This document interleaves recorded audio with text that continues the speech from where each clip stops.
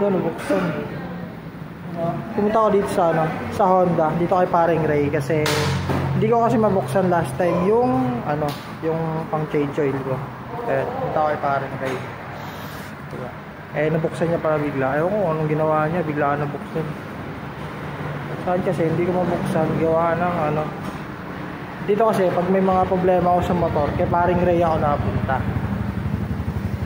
Eh, nung bilhin, bigla niya nabuksan, samantalang hindi ko mabuksan-buksan. Siguro nga, heavy duty kasi yung mga gamit niya dito. Tsaka ano, prepared ko kasi dito sa ano eh. Prepared ko dito sa Honda. Ayan, bumili na rin para ako kay ano, kay Racers.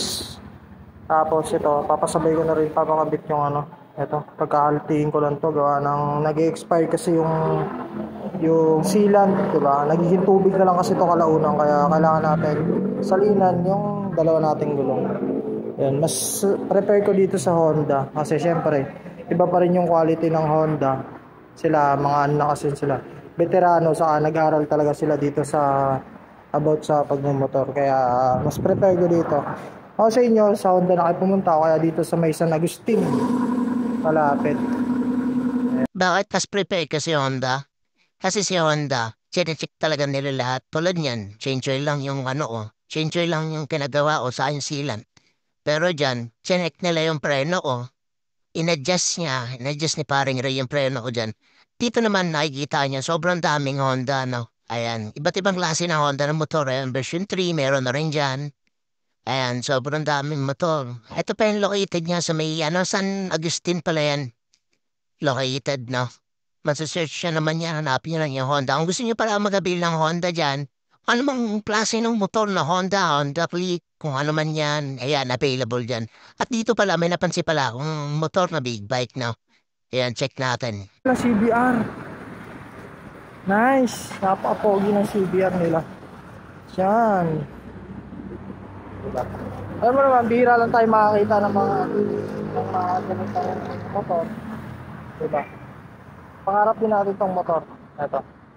Kaya napaka-goods niya na makakita tayo ng mga ganito. Sports bike. Then big bike. Diba?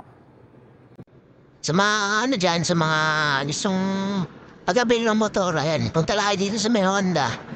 At yung may office nila. Ang dami nilang bagong ano ayan. Ang dami nilang bagong labas na motor. Ayan, nalusupleto dito lahat ng Honda. Ayan, may Honda 160 rin silang bago. Kaya sa mga maghahanap po ng mga bagong motor, kaya may papagawa kayo dito. Pumunta lang kayo dito sa may Honda, no?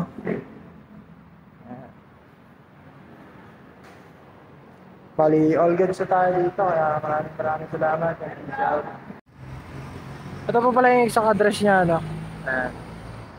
Sa may Aguinaldo Highway, Barangay San Agustin, Dasmariñas, Cavite. Ayan. Sa mga gusto po mag-inquire ng mga motor ng Honda, ayan, meron po sila, kompleto po yan halos. Tapos kung gusto nyo po sa mga motor nyo, kung may problema kayo, change oil, kung ang gilid, reseta yan, dito punta kayo, hanapin nyo si Ray, si paring Ray.